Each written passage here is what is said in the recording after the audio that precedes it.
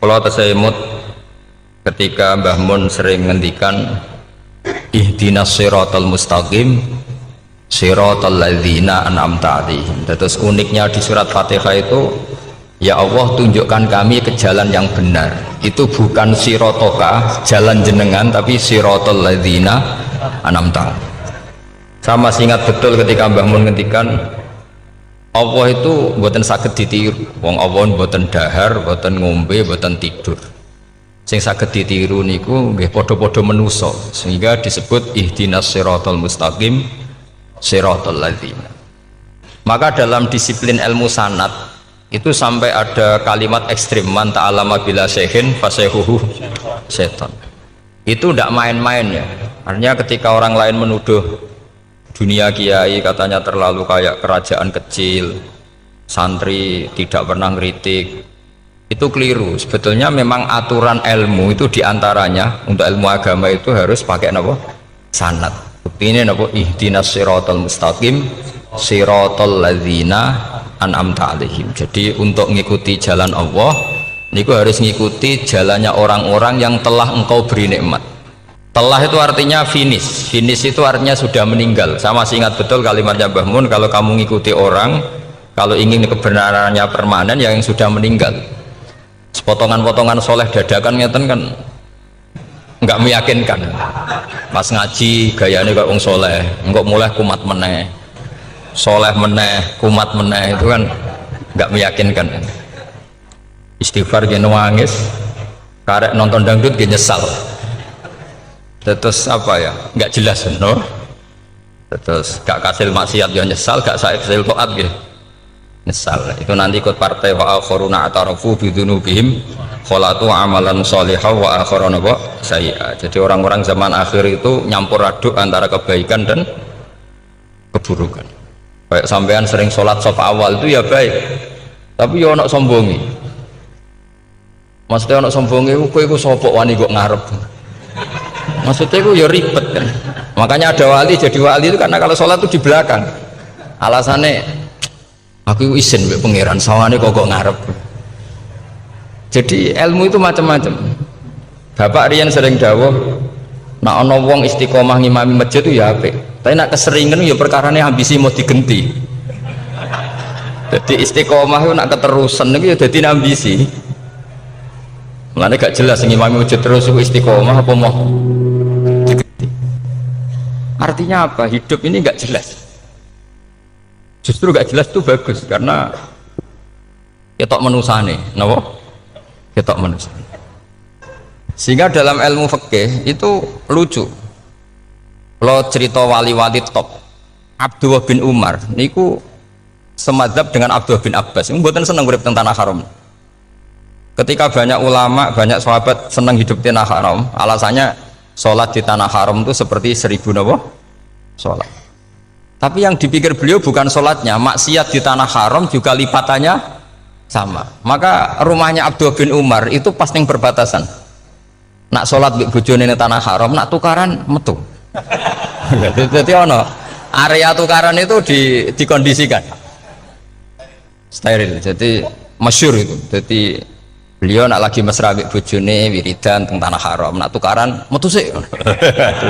Baru tukaran secara meyakinkan karena sehingga kita di Indonesia sebenarnya punya sisi yang luar biasa karena kita tidak maksiat di tanah haram. Jadi bisa saja kita ini orang keren karena tidak pernah maksiat di tanah haram. Apa nasi ratau kaji ratau umroh tambah keren karena nggak pernah maksiat di. Karena banyak juga orang yang nangis di Masjid Haram jebule ngenes, samun lagi sing elek bojoku tok. Wong Turki wayu, wong Pakistan wayu. Bareng roh bojone elek wireng pesek. Terus nangis, ya Allah, samun lagi sing elek kok bojoku tok. Nah, berhubung wayah haji dikira itu religius, napa? Akhirnya sing wedok gak terima. Samun lagi ganteng kabeh sing elek kowe tok. Makanya di haji itu pangeran nyindir faman faradha fihinnal hajja fala rafatha wala fusuqa wala jidala fil hajj. Itu pakai fi ku ing dalem. Jadi potensi maksiat kalau kaji itu fi. Justru pas haji itu pas potensi maksiat. Wong tenggene matof niku nggon tawaf niku Terus masya Allah wong ayu ki pirang-pirang, wong ganteng ki pirang-pirang. Terus mari geger, mergo rebutan ngambung hajar macam-macam. Jadi pulau suwon ijtihad, dia napa ijtihad itu harus kita dengar. Jadi di antara mazhabnya ulama termasuk Abdul bin Abbas itu nempat di Taif. Taif itu dari Mekah 3 jam. Alasannya nggak ingin kalau terjadi apa-apa di tanah apa haram. Kita tahu Ibnu Abbas itu mengalami konflik politik dengan Abdul bin Zubair. Itu ekstrim betul konflik berdua beliau. Akhirnya beliau milih di tanah haram. Wis tukaran-tukaran lah nak raning tanah haram. Maksudnya gremeng, bukan tukaran bacaan gremeng lah, gremeng sidik nak raning masjid haram. Artinya jangan kira orang di Indonesia terus ndak hebat, ya hebat, punya sisi nggak maksiat di tanah haram. Ya misalnya sholat gak ngarep nang masjid haram, jebule sholatnya ya Allah sini wong. Wis gak ngarep paling afdol, jebule paling keliru coba. Mulai takbir yo keliru plus seudon. Haji Indonesia nu nak sofa walu niate rada elek. Sudah sih maca bismillah ta ora tau tak go ngarep gitu. Kalau yang kesekian kali ditanya gitu. Dadi niate go ngarep kepen ngetes sudah sih maca bismillah ta ora. Lho ngapain ape salat apa ape seudon. Bantah-bantahan. Aku krungu dhewe tau go ngarep pancen ra maca. Sing go guri ora maca tapi lonton ora caku go ngarep ya kepen krungu nyatane ora. Jadi kok ngarep. Terus kedua niatnya itu balapan ngambung hajar aswad. Jadi sholatnya kok ngarep. Sekali salam langsung melayu ngambung hajar aswad. Ibu niat apa niat elek roh. Tapi tidak semua yang di sofa wal itu niatnya baik. Tapi niat tidak baik itu kadang baik. Itu saking apiane pangeran. Kalau kenangan cerita dari Mbah Mun yang paling saya kenang itu gini. Dulu wono santri nakal. Ya jadi ora dulu tok saiki luwih akeh. Tapi sawangannya cerita kan kudu dulu karena sejarah itu syaratnya harus diomongkan dulu. Jadi aku rada kecewa mbek sejarah itu dulu ono santri nakal. Saiki luwih akeh. Niku kepengen nginceng ninge mergo ning wayu. Niku dhisik jarang ning sepedaan motor ngalor ngidul ning pasar Bangilan jarang. Dadi nek kepengen roh iku kudu dadi bakul banyu. Terus bakul banyu karena satu-satunya acara roh wong ayu kudu dadi bakul banyu. Nyamar. Jauh ngisine ning jero jeding. Kadang ya roninge rajil bapan macam-macam. Kiai ini wali tenan, bukan wali debutan, bukan wali senior lah, bukan wali betul. Nah, sama saya jadi wali kan terus rono kuota wali, segelem ragelem jumlahnya supaya tetap ada terus diangkat nonton mawon wali. Ini bertahun-tahun. Kiai ini ngerti, seneng, mergo digratisi, dikai rego murah. Kiai ini ngerti, nah iku niate elek. Suatu saat gak ada perkembangan. Santri ini mulai gremeng karena nggak direspon. Diceluk begini ini. Kayak bentuk anakku, nggih yai. Kowe sholat ning masjid haram sof awal 40 dino jamaah nggak sof awal. Nggih yai. Kok bar tak rabekno anakku. Nggih. Seneng sholat. Hari pertama ya demi dapat istri, hari kedua terus. Suwe-suwe ku ku nyaman. Betapa nikmatnya sujud, nikmatnya rukuk terus nyaman. Saking nyamannya itu berkebutuhan sholat di sofa wal, bukan karena cewek tadi. Bareng hari ke-40 diparani begini ini. Ayo mulai tak rabekno. Loh, bukan sakit bah. Jadi nak wis sholat 40 dino tak rabek. Bukan sholat jadi montok cawe tok. Bukan. Bukan. Ngenyak uang sholat jadi mau dijoli. Jadi orang nggak bener itu kadang ya jadi bener. Jadi wali kadang daftarnya lewat bakul banyu, kadang rodok delok wedok sithik-sithik, tapi nak pangeran ngangkat kira kurang coro. Jadi wali can ini. Akhirnya kiai ini sing nangis. Cung gelem lek cok kamu pede mantu wong. Iki gak gelem-gelem tenan. Ngenyak uang salat diterima dijoli. Wah, itu luar biasa. Terus malah ini ngaji ya, terus ngaji talqinul fikri bahwa pada akhirnya sing paling dhuwur teng hadhihi dar la ilaha illallah. Nah, saya punya cara untuk sampean supaya la ilaha illallahnya itu sah dan meyakinkan. Nah, cara hakim itu sah dan kitab yang sering dibaca Mbah Mun diantaranya untuk kalimat itu kitab Zadul Ma'ad. Iku nak nerangno la ilaha illallah niku luar biasa. Itu kitab kesayangannya Sayyid Abdul Al-Haddad. Beliau ngendikan di antara kitab kesukaan beliau selain Ihya itu kitab Zadul Ma'ad. Itu beliau kalau ngendikan bihadihi, ya maksudnya bihadil kalimah ussisatis samawati wal ardu. Jadi langit bumi dibikin. Jadi beliau mulai berpikir pertama gini, surga dibikin dengan segala kemewahannya, itu bagi yang tasdek, liman saddaqa bila ilaha illallah wa liman amana bila ilaha illallah. Neraka yang dibikin sebegitu ekstrim sampai anak wong dicemplung ngenteni 70 tahun lagi ceblok. Wah, itu ora kebayang carane gawe. Entakno bego kan itu. Jadi barang nak diceblokno ning neraka itu cebloke tok ngisor ngenteni pinten? 70 tahun. Makanya kemungkinan keluar dari neraka itu kecil. Agak untuk syafaat itu kecil. Wong wis ora iso kebayang kan? Itu pun diciptakan untuk yang menolak. Jadi surga dibikin ya lihadil kalimah, neraka dibikin juga lihadil kalimah. Jadi hadil kalimah itu mizan, ini ukuran. Yang nerima masuk surga, yang menolak masuk neraka. Hisab juga gitu, ada hisab itu ya karena kalimat la ilaha illallah. Orang kafir itu nanti tidak dihisab. Nah cara Ibnul Qayyim, atau saya ngoten. Ulaikal ladzina kafaru bi ayatina rabbihim wa liqaihi fahabitat a'maluhum fala nuqimu lahum yaumal qiyamati wasna. Ya lucu tuh, masuk Fir'aun dihisab.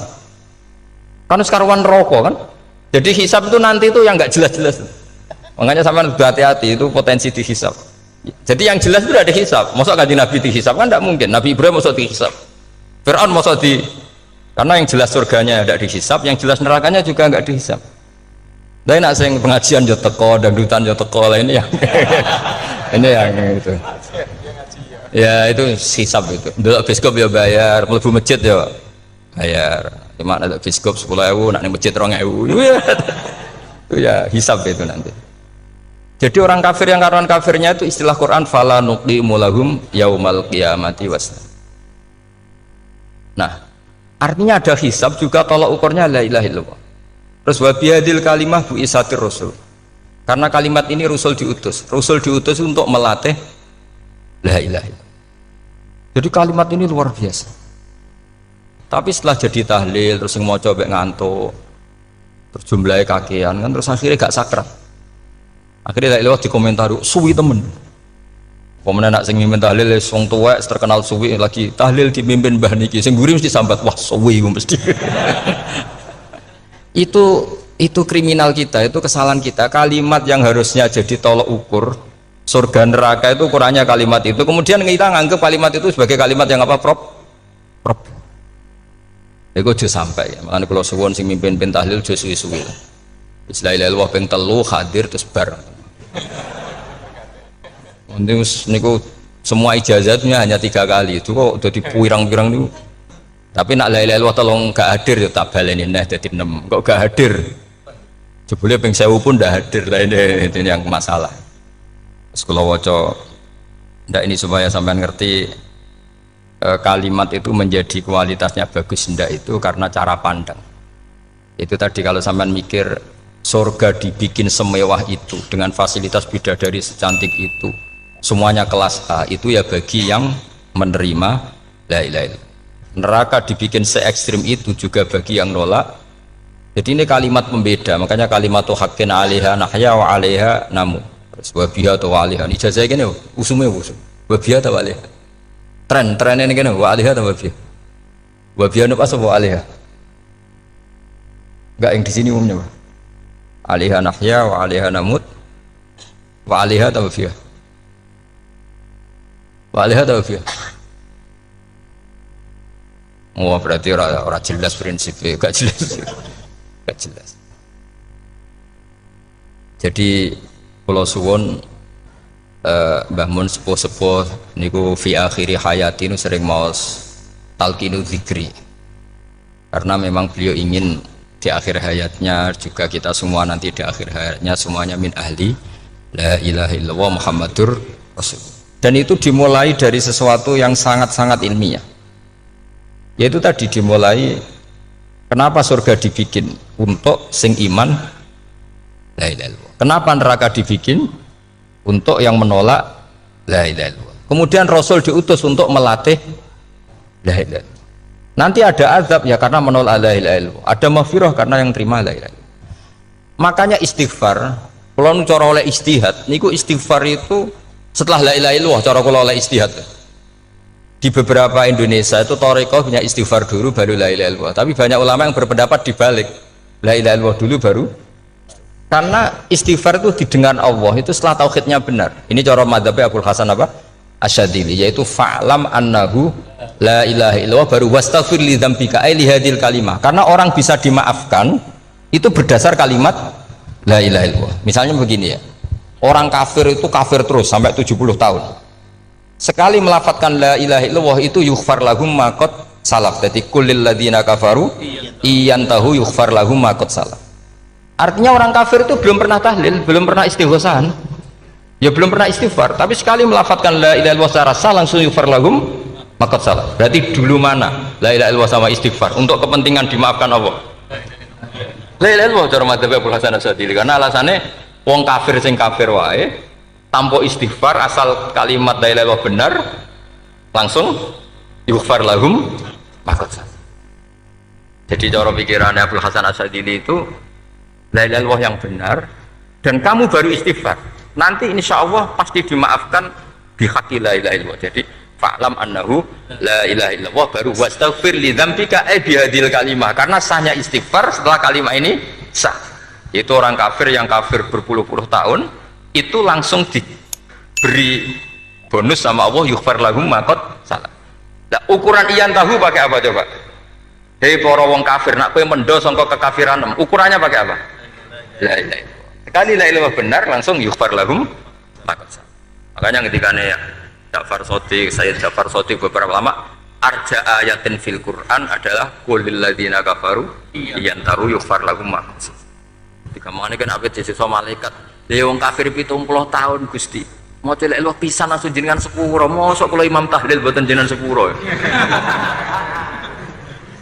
Ya, tapi masalahnya nak malaikat, tapi kue golek wajib lah, kue cuma perkara itu, semua masalah kan, bersora ikhlas itu malah masalah. Nasim gurih malah menang, tapi kalau mau celek lu abek gremeng, mergo kesuwen. Karena kesuwen wong gremeng sing dosa sing tahlil apa sing gremeng? Sing tahlil ya melok dosa mergo kesuwen, sing gremeng dosa wong kalimat thayyibah kok digremengi. Nah, terus sing ngundang ya melok dosa pisan ribet kan. Ya ora ono fikih ngono ya ora ono. Maksudnya kula cerita daripada rawan dosa ya mendingan la ilaha illallah sing ora gremeng. Carane piye?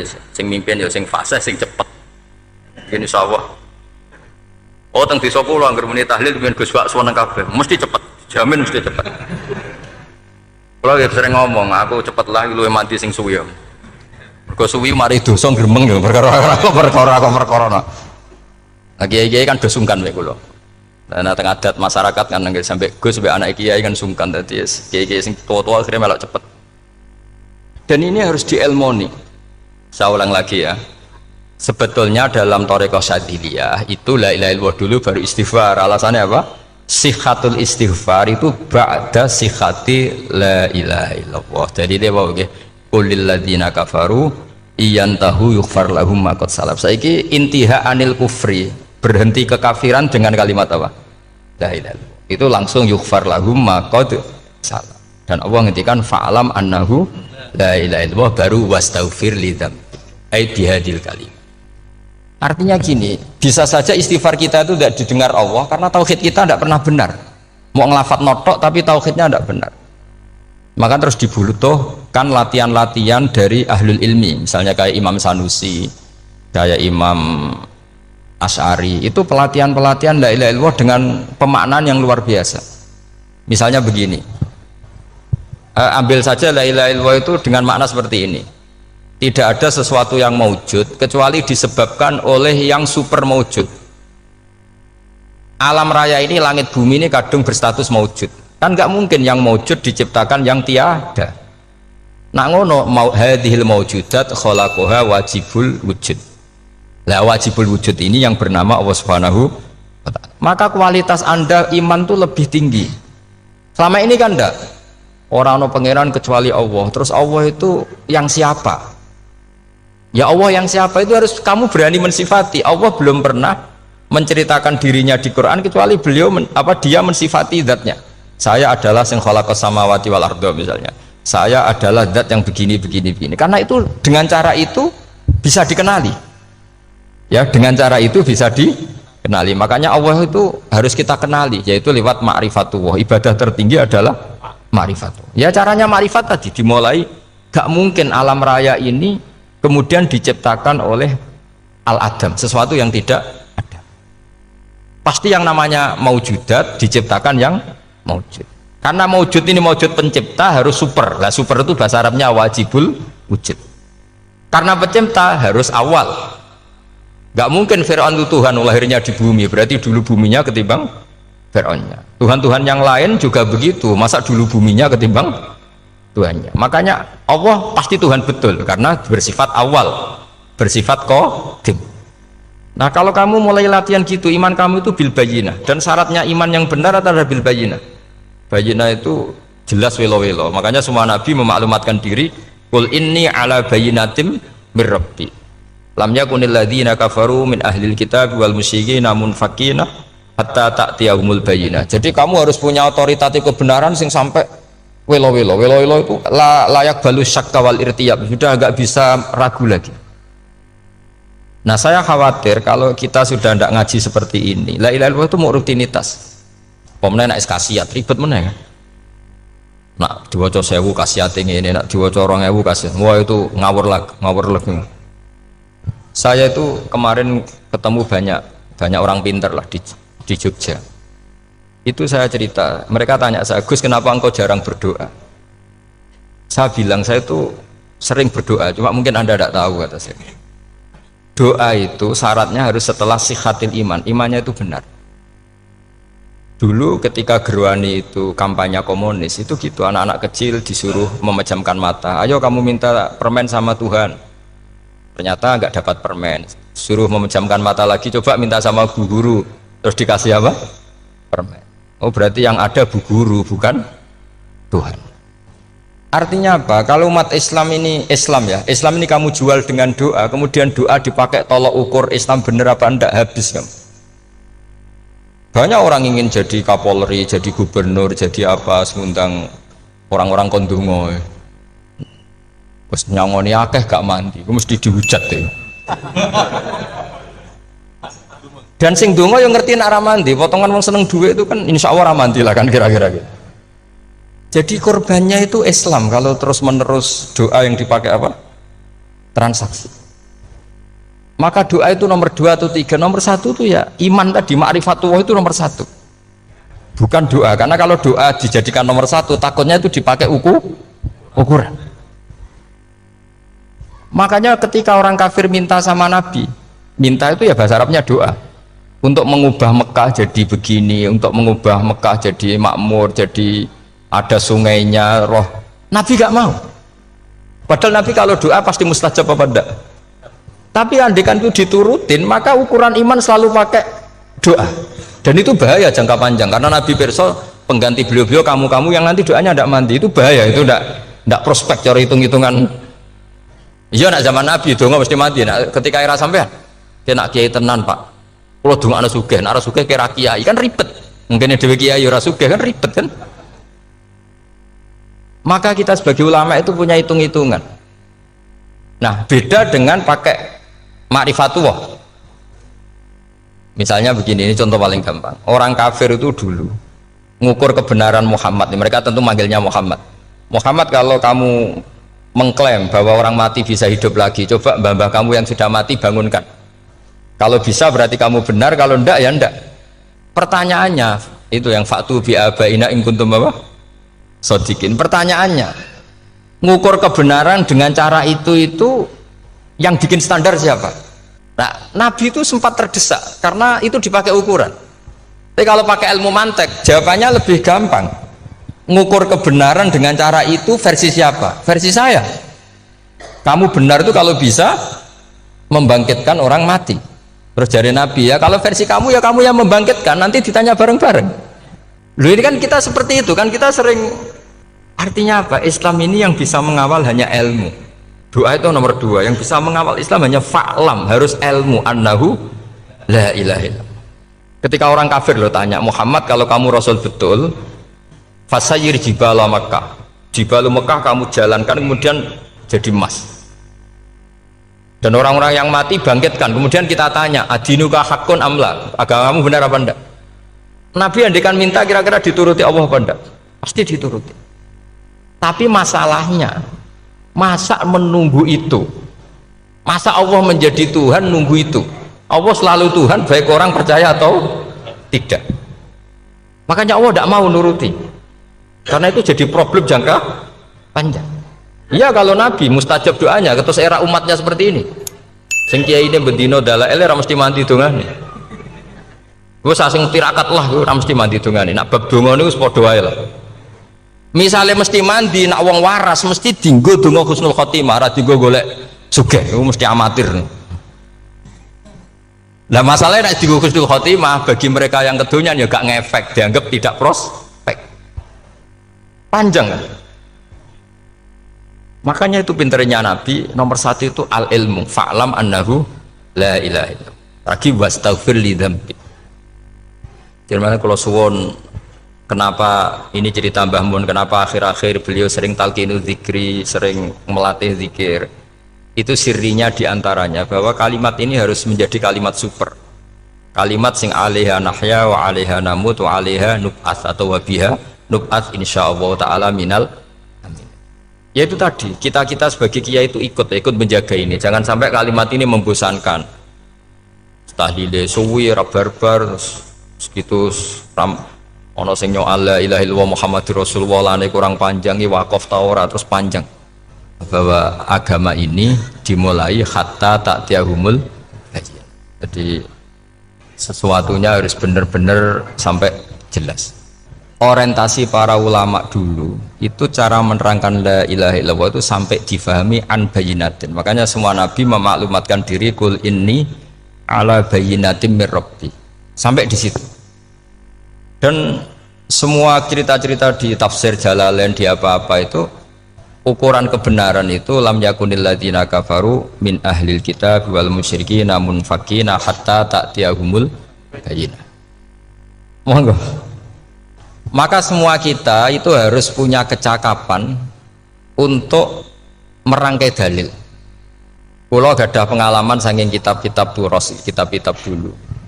Itu ketika beberapa ulama ditanya, dulu ketika ulama-ulama dulu berdebat tentang apakah imanul muqallid, imannya orang yang tidak bisa berargumentasi tentang Tuhan itu diterima apa enggak? Rata-rata ahli sunnah bilang diterima, tapi tetap dengan catatan itu potensi goyah. Itkul man qallada fit tauhidi imanu lam yakhlu min tardidi. Tapi ternyata ulama-ulama itu prakteknya juga mengajari masyarakat supaya ada sedikit dalil atau kepastian logika. Masyhur itu ulama dulu ketika tanya orang-orang Arab, orang-orang desa, ya Arabi, bima arafta rabbak. Kamu kok tahu kalau Tuhan itu ada, itu gimana? Jawabannya mereka meyakinkan. Al-ba'ratu tadullu alal ba'ir wa atharul aqdam yadullu alal masir. Ono tletonge sapi ya mesti ono sapine. Ono atharul aqdam artinya ono tipake wong liwat ya mesti ono sing liwat. Sehingga itu sudah dianggap cukup, kalau ada makhluk ya ada khalik. Artinya terus menjadi gampang ketika Allah ngendikan misalnya am khuliqu min ghairi syai'in. Mosok hadhil makhluqat sing maujudat kemudian khalaqahal adam. Itu kan enggak ketemu akal. Maka termasuk kekaguman saya sama kitab Fathul Bari sarahnya Bukhari itu ngendikane wa hadza sing inda ahlil mantak yusamma iltizazan aqliyan, bahwa agama ini harus ada kenyamanan secara akal. Kalau Nabi membahasakan wajadah halawatal apa? Iman yang manis itu misalnya kita profesor, kita ilmuwan, kita seorang yang top, yang paling cerdas di dunia, kemudian kamu secara agama didogma oleh pimpinan agama kamu, kebetulan pimpinan agama kamu misalnya komunis, terus diberi ajaran misalnya hadhil maujudat khalaqahal adam, yang maujud ini diciptakan ketiadaan. Kan mungkin profesor lah mesti stres. Piye wong Adam kok ciri utama ketiadaan ya layu asiru saya tidak ngefek. Bandingkan dengan misalnya kita goblok lah, petani lah, wong paling goblok lah misalnya diajari bumi ki ono mbah wonten, terus sing gawe bumi ono ya ono, wong barangnya ono kok sing gawe ra ono. Lebih gampang. Lah itu cara Fathul Bari, hadaddin itu mudah sekali, sahlah qoriba. Kalau dalam baca Said Abdul Haddad itu hadil kalimah sahlah qoriba. Sahlah qoriba itu enak difahami karena ya sudahlah, kalau hadil maujudat ya khalaqul maujud. Berhubung maujud ini maujud khaliq ya wajibul wujud, kira-kira maujud super lah atau kausa prima atau apa. Jadi segampang itu lama menerangkan tauhid. Nah khawatir saya kalau penjelasan seperti ini sudah hilang terus mau wong takok kasihate nak maca sakmene paket ngene, nak sakmene paket ngene. Lah nak ramadi terus mental. Jute la ilaha illallah ya ngobos. Nah ini kan jadi tersangka. Makanya saya tadi bilang saya berkali-kali saya belajar tauhid, belajar ilmu mantek, itu kepentingan saya hanya satu, supaya orang familiar dengan logika la ilaha illallah. Itu tadi mulai yang pelatihan kelas ringan, yaitu tadi al-ba'ratu tadullu alal ba'ir wa asarul aqdam yadullu alal masir, sampai pelatihan yang agak berat, tapi sebenarnya tidak berat-berat banget karena tadi am khuliqu min ghairi syai'in, masa kalian semua yang sebegini hebat maujudat kemudian kamu disebabkan oleh sesuatu yang tiada. Iku mbok sampean profesor lah iku ora iso logika, wong barang ra ono kok nyebabno al-aqdam yadullu alal masir. Jadi ono teledong ya mesti ono sapi ini, ono tipak tracakane tak kaki ya berarti ono sing barli liwat. Artinya hadil alam ini atharun min athari kudratu. Kula suwun kula wau mun maca sanad talqinu dzikri dari Mbah Mun, dan saya berharap kita ini saling menopang. Makanya saya Gus Zofur itu sering belajar mantek sampai belajar usul fikih, karena nggak bisa kita tanpa ditopang ilmu-ilmu seperti itu, tidak bisa, karena banyak khurafat, banyak syubhat. Termasuk penumpang paling gampang adalah Anda berislam secara senang, secara ceria, supaya tidak kepikiran nyuwun sewu pindah agama atau pindah ke yang macam-macam. Makanya diantara rumusnya Islam itu raditu billahi robba. Raditu itu puas, sampean cari di kamus, ridho itu puas, marem. Ojo mbok maca di pangeran Allah pah-pah. Makanya kalau berharap jenengan jangan sering berdoa, nanti gampang kecewa karena potensi tidak mandinya lebih tinggi gitu loh. Jadi pokoknya seneng pangeran ku sapa sing gawe langit bumi, sing ngekek oksigen ora usah bayar, sing aku elek lah ya payu rabi, nyifati pangeran sing wis terjadi lho. Ora usah bayangno, wah aku jaluk jadi bupati ya ora jaluk sugih, ribet lho. Kula kecelok wong alim mboten nate nyifat donga nemen-nemen sing wis kliwat ya ngaku ya wong narukan nyatane payu rabi. Umumnya wong di mobil kuwi di mobil, umumnya wong bingung ya sering melok bingung. Sudah sebetulnya. Lho kok sampean ora top ya coba. Wong melarat sekolah ya ora tamat, ya tetep oleh menghirup napa oksigen. Presiden seneng jadi presiden, kowe ngopi untuk utangan ya wis semeneng. Semula ra diusir bojo ya wis semeneng. Sebenarnya seneng itu gampang. Mbok yo nyifati pangeran sing wis gampang-gampang lah, kayak di Quran itu nyifati Allah itu. So alhamdulillah alladzi atamani wa saqoni, aku semelarat lah nyatane kelar mangan. Ya sudah yang gampang-gampang. Lah sampean ndak kakian donga ben sugih. Kula bolak-balik cerita, kula nanti dolani wong elek. Rayu elek sowan kula. Kula kenangan terbaik saya dadi kiai gini. Gus kula dongakno dadi sugih. Tenane, Mbak? Nggih, tak critakno. Nak bojomu iku sugih. Sing pertama ditoto apa? Omah Gus ya, omah ditoto. Suwe-suwe mobil ditoto Alfa. Terakhir sing dievaluasi ku sampeyan. Omah wis apik, mobil wis apik, sing elek apa? Bojo mesti sampean kena evaluasi. Iku wis mesti ya. Akhirnya serasito. Jadi kalau nu nate bully tiang terbaik lah. Kenangan saya terbaik jadi kiai ini gini. Akhirnya, iya Gus. Kan gak mungkin. Omah suwapi, mobil suwapi. Coba yang kamu evaluasi apa? Mulai artinya sudah lah, tidak usah kepengen itu dikurangi lah. Hubungan kita dengan Allah itu mensifati itu insya Allah pasti lebih indah. Ya misalnya kita Islam ya alhamdulillah alladzi hadana li hadza ma kunna linahtadiya laula. Sudah, tapi sekali sampean mikir tak rewangi Islam ya mesti mlebu swarga. Oh mesti kena was-wase setan, tak jamin. Tak rewangi salat ya mesti swarga. Tapi nak sampean alhamdulillahilladzi ja'alana minas sajidin wasyakirin aman. Maka alhamdulillah itu kalimat paling keren. Makanya da'wahum fiha subhanakallahumma wa tahiyyatuhum fiha salam wa akhiru da'wahum alhamdulillahirabbil alamin. Jadi pokoke ngoten. Sore pura usah kakek njaluk. Karena potensi ndak mandi itu tinggi. Sampean ndak kutub, ndak ahdal, ndak abdal, ndak apa saja. Wis donga wis umume wong-wong lah. dunya hasanah fil akhirati hasanah wa qina adzabannar. Hasanah wa bi artine pokoke hasanah. Pokoke hasanah fil akhirati ya hasanah. Senara iso hasanah ya rabi itu jenenge hasanah pokoke sementing. Karena kula niku pengalaman dadi kiai, so angger wong kok kakean donga mesti kakean ngeluh. Ya karena potensinya ndak mandi. Jajal sampean ndonga apa jajal? Selama ini kan njuk mapan yo ora tau mapan. Njuk sugih yo prakus, wis diparingi cara pangeran wis maringi jebule sampean ingin lebih. Makanya saya mohon sekali, jadi hubungan dengan Allah itu nomor satu itu syukur. Syukur itu di atas takwa. Di Quran itu ada fattaqullaha la'allakum tashkurun. Jadi takwa itu supaya ke derajat syukur. Karena tadilah cobalah dilatih. Saya pernah ngecek orang yang sekarang dugem menikmati maksiat dengan orang yang takwa mensyukuri tidak maksiat, itu nikmatnya itu masih tinggi nikmatnya orang yang syukur karena berhasil meninggalkan maksiat.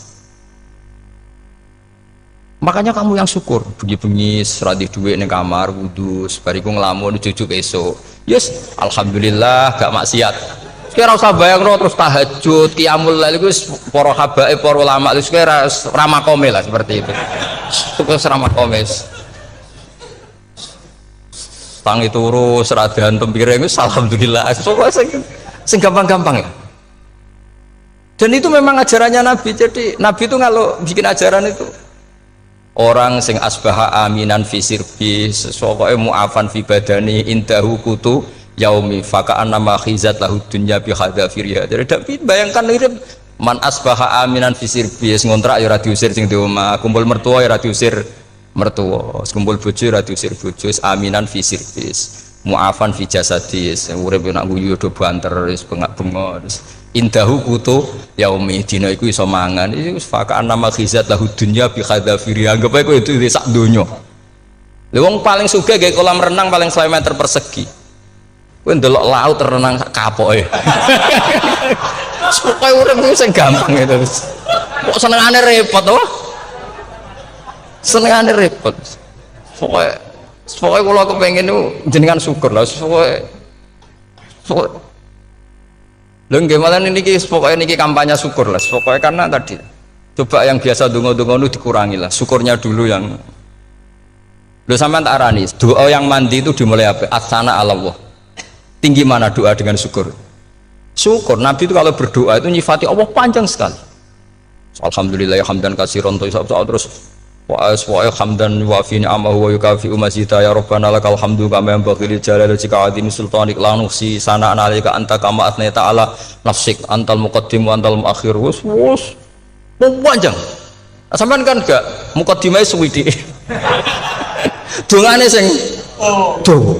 Wis gak dia 13. Kalau kan sering mau ikhya itu kalau muji pangeran itu sampai lupa Imam Ghazali saking panjangnya. Sama dulu dunga-dungane Nabi itu kalau muji Allah itu panjang sekali dungane sidik nak jenengan muqaddimah alhamdulillah rabbil alamin nabi angob pas dunga ya Allah ya Rabbana temenan blas gak dia tiga. Jadi saya mohon sekali pokoknya agama ini harus bifarohin wa syukurin. Kalau dunga yang paling kalau kenang sama yang Mbah Mun gini us farihina muna amin pokoknya kita itu pokoknya senang.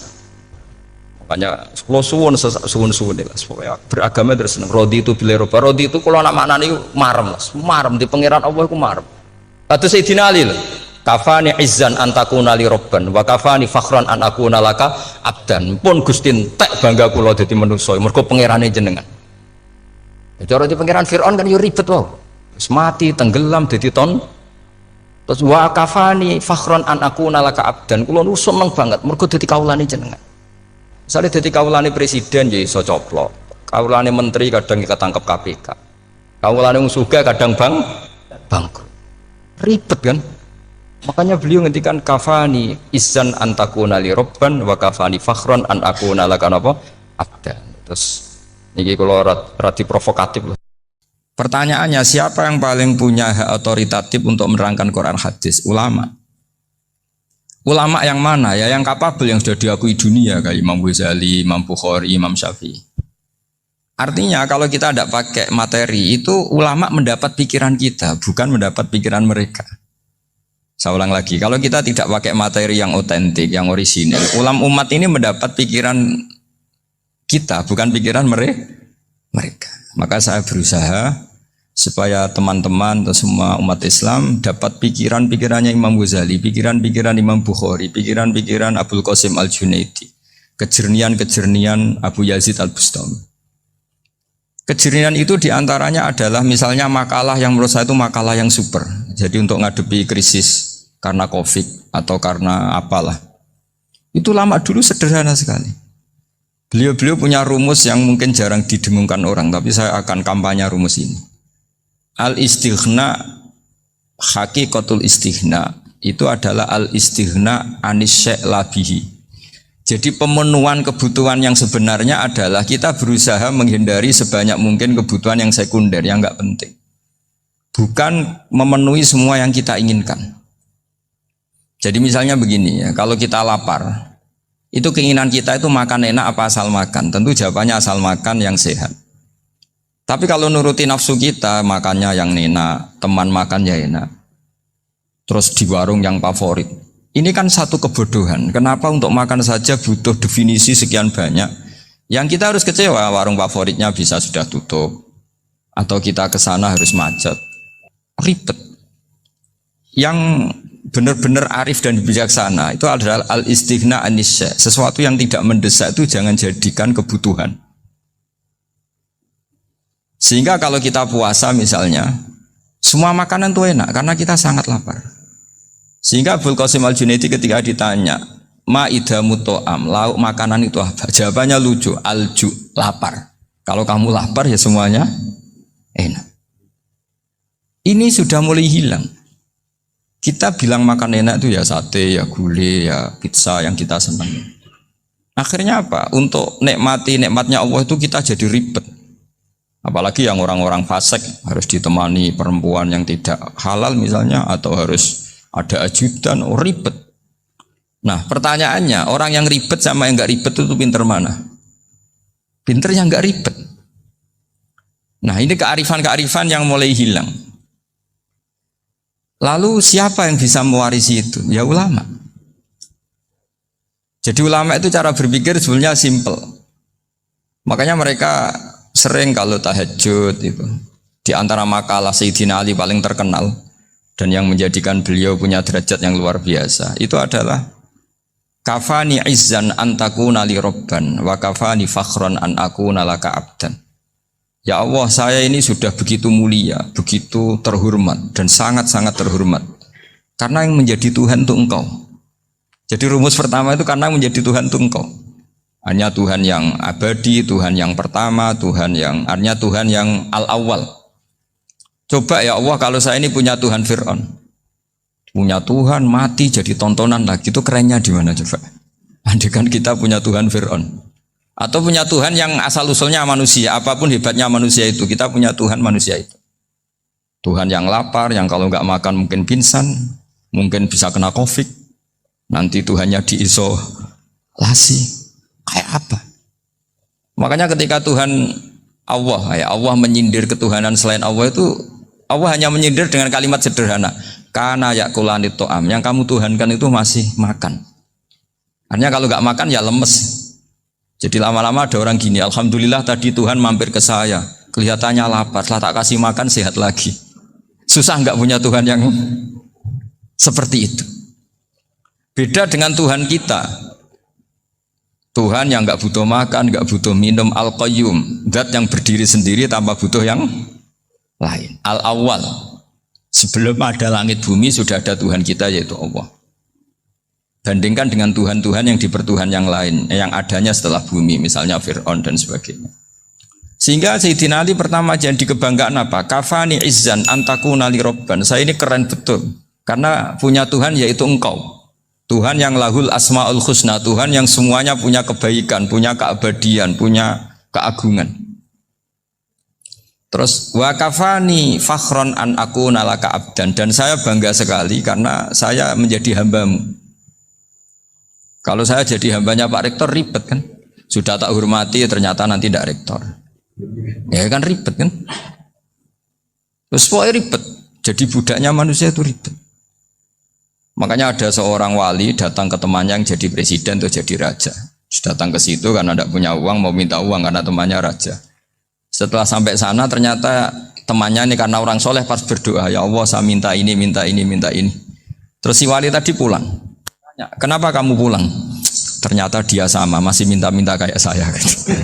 Jadi sederhana dia. Sama-sama minta kamu, minta zat yang kamu mintain katanya.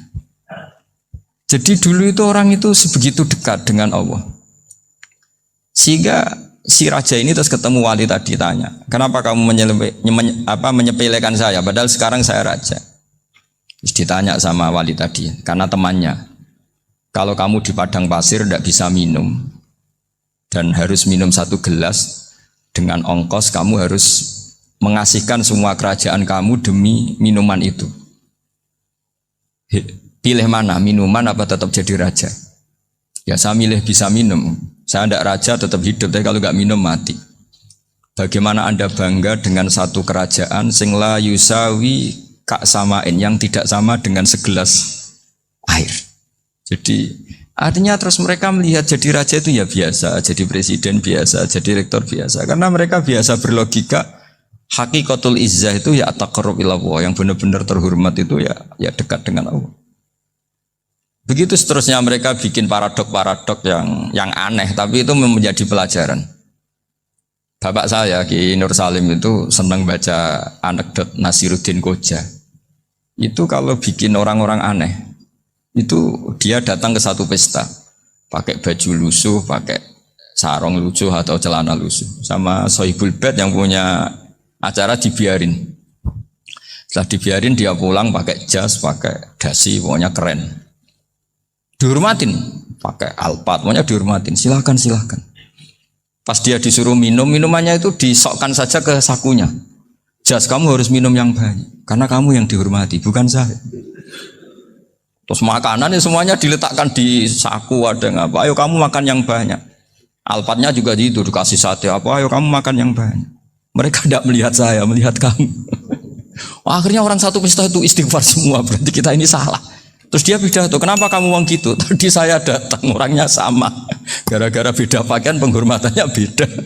Berarti yang berhak dapat makanan ini jasa ya, bukan saya. Betapa naifnya kita sebagai orang. Ternyata kita masih hormat sesuatu yang seperti itu, yang atribut lah. Jadi orang-orang sufi itu orang yang bisa menertawakan dunia. Akhirnya ya, pertama dia dianggap orang gila. Masa jas dikasih makan, dikasih minum. Tapi secara fikih dia benar, haram dia makan. Karena pas dia datang dibiarin, setelah pakai jas dikasih makan. Berarti hakikat yang dapat rezeki siapa? Jasnya apa orangnya? Jasnya apa orangnya? Jasnya. Jadi itu orang-orang sufi, kearifan orang-orang dulu itu bisa ngelola hal-hal yang keseharian menjadi luar biasa. Ada seorang wali melihat istrinya makan 1 piring, anaknya makan 1 piring. Ditanya, kalian kenyang? Wah kenyang sekali. Melihat anaknya minum kopi 1 cingkir senang, kalian senang sekali. Wah kalau senang dengan hal-hal yang murah bisa, ngapain harus senang dengan hal-hal yang mewah? Bodoh sekali saya. Sehingga terus mereka bisa qanaah. Qanaah itu ya hidup itu simpel, sederhana. Jadi tentu saya tidak akan ngomong yang muluk-muluk, selain itu tidak bidang saya juga apa ya. Kita ini butuh obat di kondisi Covid seperti ini, butuh kesederhanaan, butuh apa ya? Istighna tadi, kita harus istighna billah an ghairillah. Jadi sudah cukup bahwa Allah ini segalanya. Sehingga tadi saya dengarin himnenya Unisula, yang paling saya kagum adalah dimulai dengan kalimat-kalimat thayyibah. Di antara tugas suci Nabi Ibrahim dan semua nabi adalah wa ja'alaha kalimatam baqiyatan fi aqibi. Nabi Ibrahim itu nabi yang diberi gelar Allah. Dia adalah nabi yang menjadikan kalimat tauhid itu kalimat yang abadi. Fi akibih, di anak turunnya, di semua generasinya, baik anak turun karena gen maupun karena pembinaan, karena pendidikan. Ini penting sekali saya utarakan karena apa? Satu kehidupan itu sebenarnya digerakkan oleh kata-kata, oleh moto kalau orang bahasa modern. Sehingga banyak ulama mengatakan al-ibarat kutun li'ailatil mustami'in, bahwa redaksi atau moto atau pegangan hidup itu penggerak kehidupan. Sehingga sebetulnya manusia itu digerakkan oleh kalimah-kalimah itu, oleh moto-moto itu, oleh prinsip-prinsip hidup itu. Misalnya orang Palestina itu tiap hari ke pasar gitu. Mereka ke laut itu. Ditanya kenapa tidak takut tembak Israel? Jawabannya lucu. Kena tembak ya mati, nggak makan ya mati, nggak kerja ya mati. Ya sudah sama-sama mati ya mendingan aktivitas normal. Tapi saya tidak menyarankan itu untuk melawan COVID. Ini cerita saja nanti. Kamu jangan provokator itu. Karena ini wilayah sensitif. Jadi banyak orang yang poligami. Kalau ditanya alasannya gitu, istri satu ya cerewet, dua ya cerewet, mendingan 4 katanya. Ya banyak ya gitu. Tapi ada yang kebalikan, istri satu cerewet saja hampir jantungan, apalagi 4, tinggal matinya kan gitu. Itu semua yang menggerakkan itu kalimat. Kalimat itu satu pegangan. Banyak orang loh yang nggak ingin jadi rektor tuh banyak loh Pak Bejo. Jangan kira semua dosen ingin jadi rektor. Melihat rektor sibuk rapat mempertahankan reputasi Unisula terus sering pegang kepala. Ngapain repot-repot? Jadi tukang sapu aja dapat gaji, ngopi, rokokan selesai. Bodoh amat jadi rektor, mikir orang banyak. Banyak loh orang yang nggak ingin jadi presiden tuh banyak. Karena ngopi nyaman, nggak ada yang ganggu. Mau tidur sampai jam 9 siang juga nggak ada yang ganggu. Sehingga mereka melihat pegawai negeri itu gak keren, orang kok diatur jam, disiplin. Itu memang cara Allah membagi rahmat. Mau kamu apakan coba? Cara syukurnya dia seperti itu. Bapak saya dulu tuh sering ngajarin saya, diajak jalan-jalan pagi-pagi. Melihat orang ngopi, makan uduk itu bapak seneng. Kok enak jadi wong awam. Ngene esuk-esuk nyemak bocah kesel kabeh kono enak ngopi, rokokan. Bapak kadang iri sama orang awam itu iri. Sudah gitu berharap masuk surga kan enak sudah gitu. Tahu-tahu mati, tidak tahu ke surga apa ke neraka ya tidak tahu. Jadi nah, orang dulu itu orang yang bisa mensederhanakan dunia. Sehingga ya sudah cara bahagia. Makanya saya alhamdulillah saya ini kerjasama sama UII sama beberapa kampus. Memang amdan itu sengaja. Kampus itu ya punya sistem yang nggak bisa mewakili sistem kiai. Kiai juga punya sistem yang nggak terwakili oleh kampus juga sebaliknya saling melengkapi. Saya sering ketemu rektor UII, rektor kampus-kampus Islam. Mereka cerita, Gus pendidikan pondok harusnya dimodernkan gini-gini. Saya bilang, kalau pondok modern kayak kampus itu nanti saya ketemu Allah tidak bisa jawab. Kenapa Gus? Saya beri contoh gini. Kalau misalnya perempuan perawan lah atau apa saja, namanya perempuan, mau tanya tentang menstruasi atau haid. Kalau semuanya sistem kampus, dia harus kuliah dulu. Registrasi dulu, kuliah dulu, bayar dulu. Dan dapat jawabannya nunggu mata kuliah pas itu. Bandingkan kalau sistem pondok, saya tuh sering ke pasar sama anak saya dicegat sama ibu-ibu. Gus, anak saya ngalami gini-gini, keluar darah terus menerus, nggak 6 hari tapi 1 bulan penuh. Itu hukumnya apa Gus ya? Nanti saya mau sowan ke jenengan. Nggak usah sowan di sini aja. Ya sudah. Sebelum mengeluarkan darah yang rutin seperti itu biasanya haidnya berapa hari? 6 hari ya sudah ikut yang 6 hari, yang lainnya istighatsah. Ngoten tok Gus, ya udah ya. Begitu terus di masalah udhiyah. Ya coba kalau semuanya pakai sistem kampus, daftar dulu, bayar dulu. Jadi ini nggak ada jawabannya, nunggu mata kuliah itu. Baru dapat jawaban, itu biasa nggak sholat bertahun-tahun karena belum ada jawaban tentang itu. Nah itu kalau misalnya orang mati, tahunya cara memulasara jenazah itu nunggu kuliah dulu, pas mata pelajaran itu dulu, baru menangani orang mati. Berarti orang mati itu tergeledak semua. Tapi kalau kiai kan enggak. Kesini orang mati terbakar, kalau dimandiin malah badannya copot-copot, itu gimana hukumnya? Ini ada orang mati Gus Kendat, ini disolati apa enggak? Ada orang mati oplosan ya, itu disolati enggak? So sering ditanya gitu. Gak usah registrasi Pak Rektor, gak usah registrasi, gak usah daftar, gak usah seminar. Makanya kalau orang kampus wani kiai itu ya kualat tenan itu, karena ini yang on time ya. Tapi pondok seperti saya ya ikrar seikrar-ikrarnya pentingnya kampus karena melatih efisiensi waktu, disiplin, tata kelola manajemen sehingga kita ya hormat. Tapi tadi Kita harus saling melengkapi. Sehingga saya tunjukkan ke publik bahwa saya hormat sekali sama polisi, sama tentara. Coba kita bisa apa ngadepi bandar narkoba kalau enggak polisi? Bisa apa coba menjaga NKRI kalau enggak tentara? Begitu juga, ya sudahlah kita memang fa'inayadawahi ma'al jamaah. Kita berkah itu kalau bersama-sama. Enggak bisa kita sendiri. Nah lalu orang kayak saya itu ya beberapa kali sebetulnya saya itu ditawanin jadi dokter honoris causa apa. Kekhawatiran saya satu Pak Bejo, takut pas nggak punya uang. Itu dokter gak di duit kan gak pantas gitu.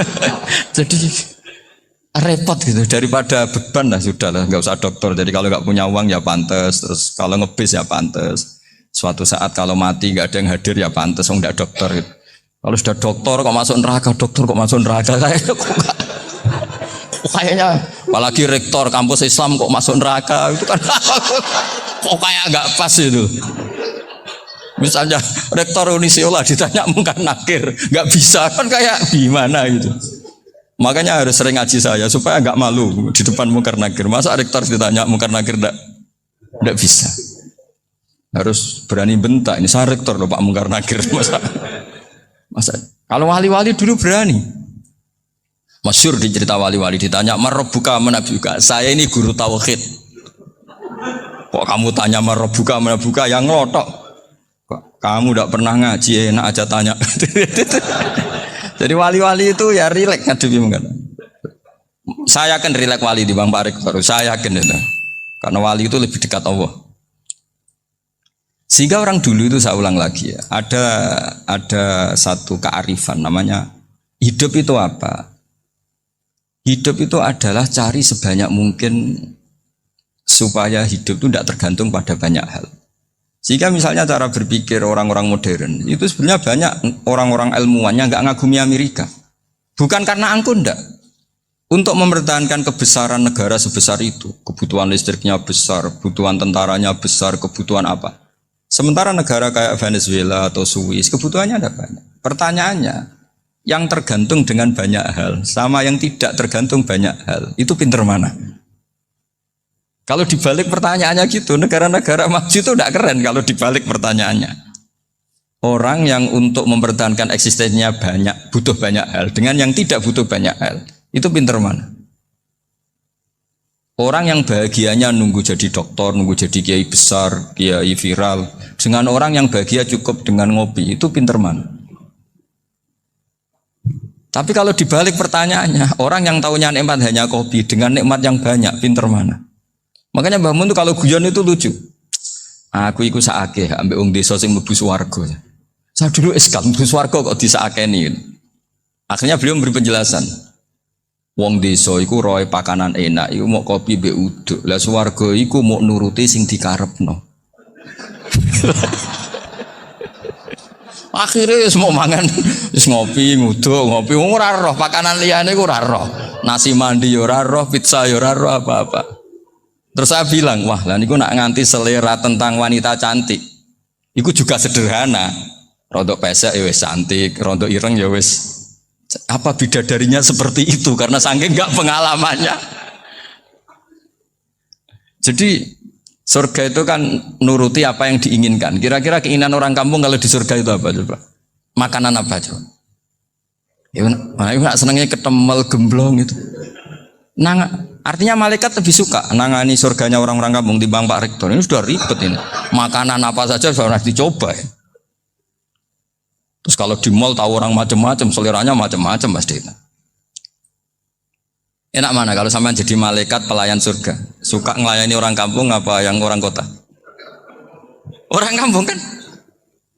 Jadi ya itu guyon tapi itu menjadi pikiran kita bahwa orang yang banyak kebutuhan itu sebetulnya banyak kebodohannya karena menggantungkan kebahagiaannya dengan banyak hal. Makanya Imam Syafi'i ngendikan istighna itu apa? Al istighna anisya'i. Yang dikatakan kecukupan adalah berusaha sebanyak mungkin banyak hal tidak kamu butuhkan. Bukan memenuhi semua kebutuhan kamu karena nafsu kamu ini tidak ada batasnya gitu. Kalau kamu penuhin nggak akan selesai. Itu ada perempuan yang kurang cantik itu minta doa saya, Gus doain suami saya kaya. Terus tak guyonin, terus nggak minta. Kalau suami kamu kaya, yang pertama dirubah itu apa? Rumah supaya rumah saya bagus. Kedua apa? Mobil supaya mobil saya bagus. Nanti yang dievaluasi itu kamu. Mobil bagus, Alphard, rumah mewah, istrinya kamu, pasti itu dievaluasi. Langsung nggak usah, sudah gini aja kan. Jadi pertama yang dievaluasi itu kaya itu, coba kalau suami kaya itu yang dievaluasi pertama rumah ya, rumah ganti. Setelah itu apa? Mobil. Kira-kira berikutnya akhirnya harus bagus, nggak jadi. Nabi Ibrahim itu pernah minta umur panjang. Keren umur panjang. Sama Allah nggak dijawab. Datang orang tua itu mertamu ke Nabi Ibrahim. Terus disuguhi, dikasih kurma. Apa itu? Kok kurma apa? Anggur yang sudah matang sekali. Sudah dimakan. Setelah dimakan meler keluar lagi. Dimakan lagi meler lagi. Terus Nabi Ibrahim masuk lagi ke kamar. Ya Allah, doanya tak cancel. Nanti kalau saya tua kayak itu. Jadi Allah itu nggak jawab langsung tapi ngirimkan itu. Akhirnya ya Allah nggak jadi. Nanti takut itu. Saya pernah ngalami jadi kiai tadi, ada ibu-ibu ya kurang ya nggak pati cantik lah. Suaminya tuh miskin sekali. Minta doa saya supaya kaya. Bareng tak kasih pertimbangan itu udah nggak usah nggak jadi. Jadi itu kearifan. Tapi kearifan ini harus kita tanamkan. Saya nggak bisa membayangkan Indonesia yang besar ini. Andai kan tidak ada qanaah. Nerimo ing pantum. Coba sekarang ada COVID. Andai kan Indonesia tuh kayak Perancis. Saya beberapa kali punya tamu orang yang hidup lama di Perancis, bahkan dapat istri orang Perancis. Itu dulu nggak begitu mencintai Indonesia. Tapi setelah di Perancis 2 tahun, wah Indonesia hebat. Di Perancis tuh kata dia kalau cerita, semua kebutuhan masyarakat itu dibebankan ke negara. Apa saja minta negara, apa saja nyoal negara. Sementara Indonesia, coba kalau Indonesia mengalami seperti ini kok tidak ada qanaah rimo ing pantum, bisa kios Indonesia. Orang miskin nyalahkan negara, kelaparan nyalahkan negara, apa saja. Tapi barokahnya dididik kiai jogeman nyalahno wong liya. Urip pun romo ing pandum, diame. Sampai gak ngerti kalau Covid. Banyak tuh orang-orang kampung itu, orang lugu-lugu itu. Mbah niki saking Covid, salam ning Covid muga-muga umure panjang. Dikira Covid itu nama orang yang ahli sosial itu. Mbak niki dana saking Covid. Matur nuwun sampai no salamku muga-muga umur panjang. Bingung kan yang nganterin ini. Ini gimana yang mau menjelaskan nih? Memang nggak paham. Ribet kan. Tapi saya pastikan bahwa dengan keadaan seperti ini kita bahagia, kita stabil, itu jelas barokahnya kalimah tadi, moto tadi atau pegangan hidup tadi. Makanya disebut al-ibarat qutun li'ailatil mustami'in, bahwa redaksi atau kata-kata atau pegangan atau filosofi hidup apalah namanya itu adalah penyemangat. Penyemangat. Karena kata-kata ini memang luar biasa. Ketika sahabat perang demi kebenaran, zaman itu ya pasti benar karena yang dibela Nabi. Dulu itu kan enak zaman Nabi, yang dibela mesti benarnya, musuhnya mesti salahnya. Sehingga dulu itu memang harus tegas. Kalau sekarang mau tegas gimana? Yang kamu bela tidak mesti benar, musuhnya tidak mesti salah. Ribet kan kalau misalnya saya tukaran sama Pak Rektor, kamu mau bela mana kan bingung. Saya tidak mesti benar, saya tidak Nabi. Pak Rektor apalagi nggak mesti benar lagi kan? Ribet kan? Jadi kalau kita mau perang sekarang itu mau pede gimana? Enggak. Makanya banyak ulama sekarang tuh mau tegas tuh nggak berani karena ya banyak hal yang abu-abu lah wilayahnya. Misalnya pilihan presiden atau pilihan bupati, pilihan menteri. Kamu mati-matian bela itu, yang kamu bela tidak mesti benar, musuh kamu tidak mesti salah. Misalnya pilihan bupati, wah ini kabupaten ini baik kalau bupatinya ini, yang satu bilang ini, terus tim suksesnya kamu tanya, kamu yakin? Ya tidak juga. Lah kenapa semangat? Kan saya botohnya, paling alasannya ya itu aja, bukan yang lain. Beda dengan zaman Nabi, nabinya mesti benar, Abu Jahalnya mesti salah, kan enak aturan mainnya jelas. Singkat cerita dalam perang itu banyak sahabat yang ngalami luka, ngalami apa gitu. Kemudian curhat ke Nabi, ya Nabi gara-gara derekkan jenengan, ngikuti jenengan saya harus ngalami seperti ini, seperti ini. Ngiranya orang itu diapresiasi sama Allah keluarnya. Ternyata sama Allah gak diapresiasi. Malah diturunkan ayat intakunu ta'lamuna fa innahum ya'lamuna kama ta'lamun wa tarjuna minallah ma'ala yarjun. Kalau kamu sakit karena perang, orang-orang kafir itu ya sakit. Itu saja berani padahal demi kekafiran. Wa tarjuna minallah ma'ala yarjun. Padahal kamu punya nilai lebih yaitu berharap kepada Allah yang mereka tidak punya. Saya jadi kiai itu ya kadang mangkel. Karena yang benci ya benci, yang seneng itu ngel-ngel loh kayak Pak Bejo. Jadi semuanya ribet. Lah iya, yang benci ya ganggu, yang seneng ya ganggu, tambah nemen. Seribet. Tapi kalau sudah ingat bandar narkoba, mereka berhadapan dengan polisi, kadang ditembak karena kesalahannya terlalu fatal. Antar persaingan mereka juga bisa tembak-tembakan karena merebut pasar narkoba. Itu saja mereka berani. Kok kita yang jadi kiai kadang dicium tangannya, dihormati gak berani, hanya takut apa ya, musibah-musibah kecil atau problem-problem kecil. Lah iya, kalau kita bandingannya gitu. Kalau kamu mau tahajud kedinginan, itu masih nanti dihisap Allah itu gitu.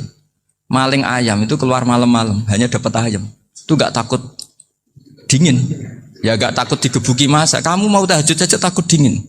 Makanya nanti hisapnya orang soleh itu nanti dijajarkan orang dolim. Terus diperbandingkan. Wah itu habis kamu kalau itu. Jadi misalnya Unisola mau rapat, tapi ini malam, kalau malam dingin nanti sama masuk angin. Wah anak-anak pang di perapatan aja berani kamu. Kalau sudah perbandingannya gitu tuh ribet kita nanti. Makanya itu kalimat itu moto atau filosofi hidup. Sehingga diulang lagi nasihat itu. Iyam saskum korhun fakodu masal koma korhum mislu. Kalau kamu kena luka, orang-orang yang nggak benar juga akan kena luka. Itu aja berani demi ketidakbenaran. Masa kamu demi kebenaran enggak berani? Akhirnya orang itu, ya itu kalimat, itu heroik. Makanya kita ini penting ya. Makanya tadi himne Unisola dimulai kalimat thayyibah. Karena kalimat ini yang menjaga kita kalimat ini.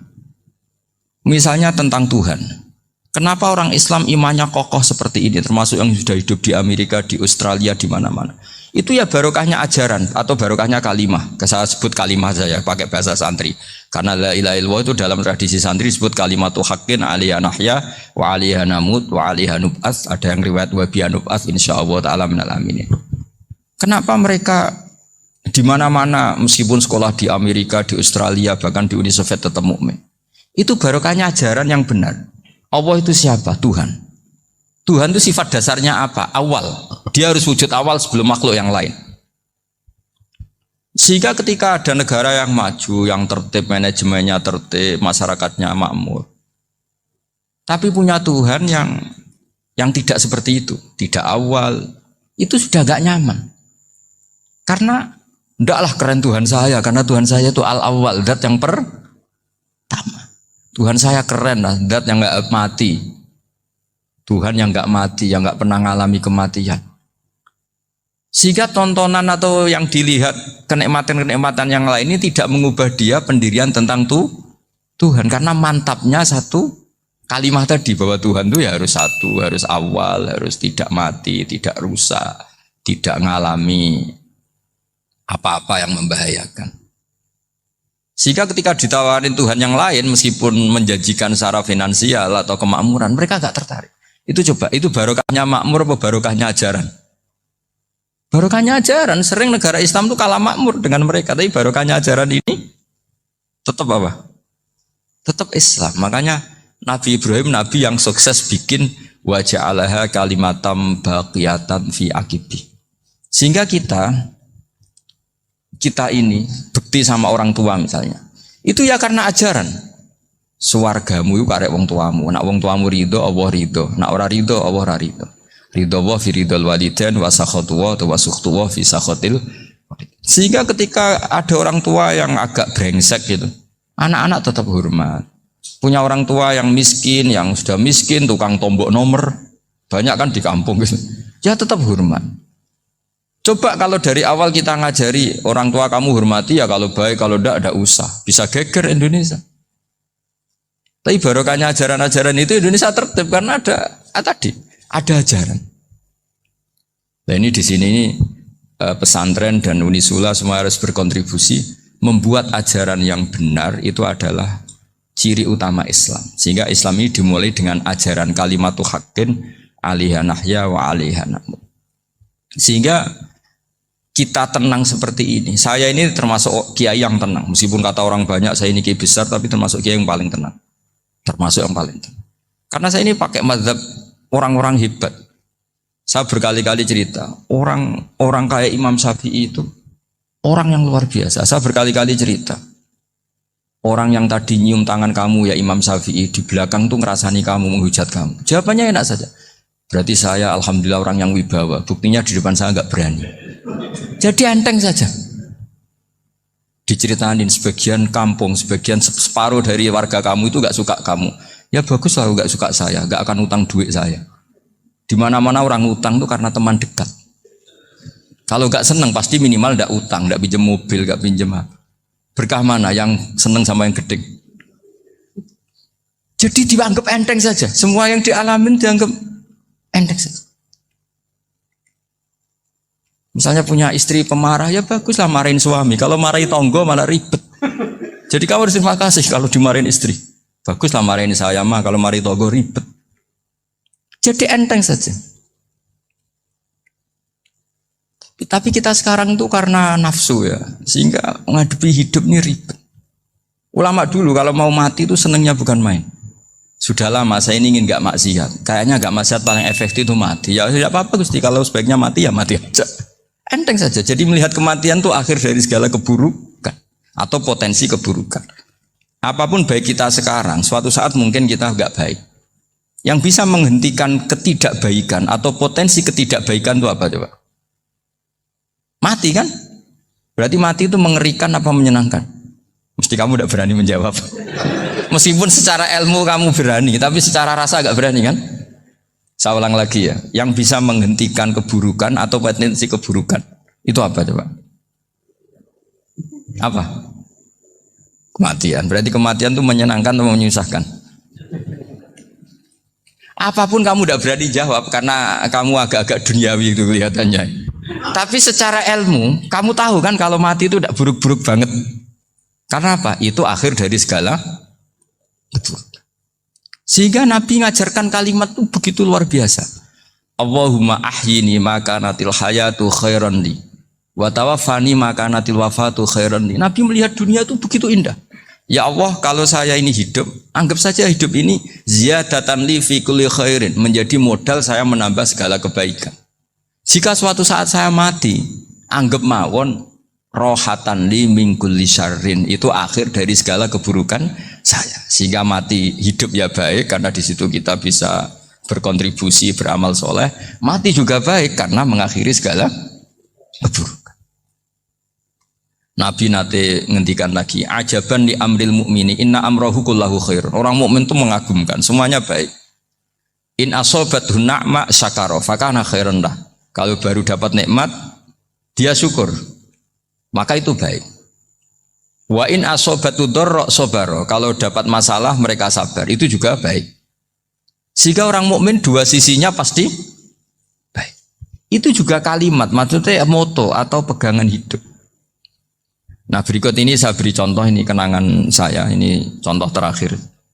Masalah jadi orang terkenal maupun tidak.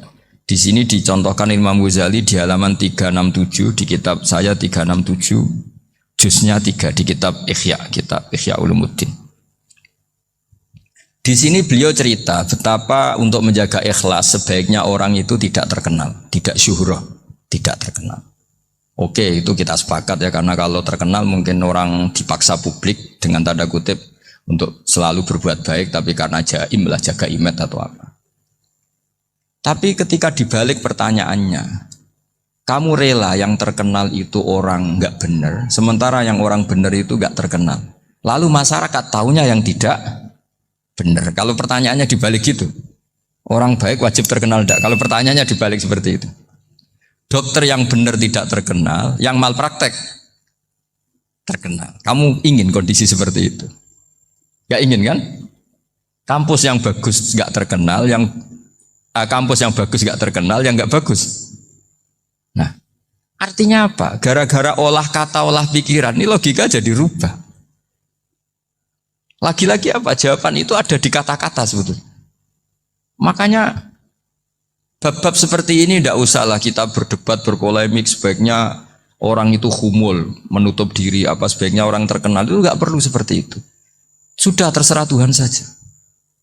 Makanya saya mulai dulu ngaji sampai sekarang itu ya tidak punya punya ikon tertentu atau punya website tertentu, enggak. Sudah terserah pangeran. Sudah saya juga tidak sok suci materialistik atau enggak, ya enggak mikir saya. Bukan apa-apa ya, karena saya ini kiai, jadi biasa urusannya sama Allah, tidak sama makhluk. Jadi pusing kalau sama sarah-sarahnya makhluk itu pusing. Meskipun rektor kalau nasihati saya pasti tidak saya terima, itu tetap makhluk, itu sudah ada ngefek kalau saya itu sudah ada itu. Bukan karena saya sombong, ya memang makhluk betul gitu, bukan. Cuma nasibnya bejo aja, tapi makhluk tetap makhluk. Saya beri contoh ya. Ini makalah yang ditulis Imam Ghazali. Ya, i'lam aslahakallah anna aslal jah wa intisarus sayyid atau sayyidi wal istihar. Wa huwa mazmum itu. Balil mahmudu al-khumulu illa man saharahu wa ta'ala linasri dini min ghairi takallufi talabi syuhrati minhu. Jadi kalau kamu ingin ibadah kamu selamat, ya kamu jangan terkenal. Tapi resikonya adalah kalau kebaikan itu tidak terkenal, maka enggak dikenali. Kalau enggak dikenali berarti masyarakat hanya punya percontohan yang tidak baik, karena yang baik tidak terkenal. Jadi itulah ulama-ulama dulu. Jadi apa-apa itu dibanding-bandingkan. Kemudian nanti kelihatan, jawabannya itu kelihatan. Jadi ulama dulu itu biasa ngarang misalnya afatun nikah, sisi negatifnya nikah, harus ngurmat istri, harus macam-macam, kalau terlantar itu ya dosa. Seperti tadi Pak Marsudi cerita, kalau orang ngapalkan Quran itu takut lupa, kalau lupa itu jadi dosa. Pertanyaannya, kalau semua orang takut lupa, takut dosa, semua orang nggak hafal Quran karena potongan-potongan lupa. Cara berpikir tidak seperti itu. Kalau berpikir ya namanya apalan, ya inginnya apal, kan nggak ingin lupa. Lah nanti kalau takdirnya lupa karena hal-hal yang dimaklumi oleh syariat itu nggak yang termasuk dosa. Yang dosa itu lupa tak diwiri udhrin syar'iyyin, lupa yang tidak ada sebab yang apa? Syar'i. Tapi lupa bawaan EQ-nya tidak bagus, lupa bawaan sering dibentak. Oh itu nggak masalah, karena bawaannya orang tertekan itu ya lupa. Coba kamu hafal Quran, terus punya kredit jatuh tempo, pas hari itu aku yakin nggak cerdas sudah. Itu bawaannya orang tertekan itu pasti lupa. Jadi ya saya teruskan ya. Jadi terus ada makalah yang sangat bagus sekali tentang itu. Saya baca ya. Wa yadullu ala dzalika anna Allah azza wa jalla amaral anbiya'a bi idharil amali lil iktida wa khassahum bi mansibin nubuwah. Wa la yajuzu ayyudhanna bihim annahum khurrimu afdhalal amalen. Jadi orang yang terlalu mendewa-dewakan khumul itu menutup diri. Oke, itu baik, karena dengan khumul, dengan menutup diri Anda tidak riya, Anda tidak pamer. Tapi kata Imam Ghazali, kamu juga harus ingat, di antara syaratnya Nabi itu harus mengumumkan kalau beliau itu seorang Nabi. Harus memaklumatkan kalau beliau seorang Nabi, supaya bisa diikuti. Caranya sholat harus diumumkan, sehingga Nabi itu mengatakan harus jamaah. Karena dengan cara jamaah itu bisa shollu kama ra'aitumuni usolli. Coba kalau Nabi sholatnya nggak diperlihatkan, kamu harus sholat yang benar. Caranya gimana ya Rasulullah? Itu rahasia. Bingung nggak kira-kira? Bingung nggak? Ya misalnya amal rahasia selalu lebih baik. Terus ada pertanyaan, Nabi ngendikan kamu sholat yang benar, caranya gimana Nabi? Ya itu rahasia. Terus gimana coba? Tapi Nabi ngendikan apa? Shollu kama ra'aitumuni usolli. Ya sudah, kamu sholat, niru saya sholat. Berarti Nabi sholatnya diperlihatkan apa disembunyikan? Diperlihatkan. Jadi begitu juga saya berkali-kali bilang, orang tahu kalau itu bidan ya berdasar tulisan itu bidan. Tahu kalau itu dokter gigi ya itu dokter gigi. Jangan sampai gara-gara tidak ada tulisan mau beli alat bangunan di dokter gigi, mau periksa gigi di toko bangunan. Gara-gara apa? Nggak ada maklumat. Nah, di sini ulama-ulama selalu memaklumatkan dirinya. Termasuk Imam Ghazali ketika ngarang kitab dinamai Ihya Ulumuddin, bahwa kitab ini bisa menghidupkan ilmu-ilmu agama yang mulai hilang. Begitu seterusnya. Jadi ini ngaji ya, jadi orang itu harus ngerti ya, jadi jangan nuruti emosi sendiri atau logika sendiri. Bahwa saya suka humul, ya monggo, agama Islam menyediakan sarana itu. Uzlah itu ya punya sisi kebaikannya sendiri.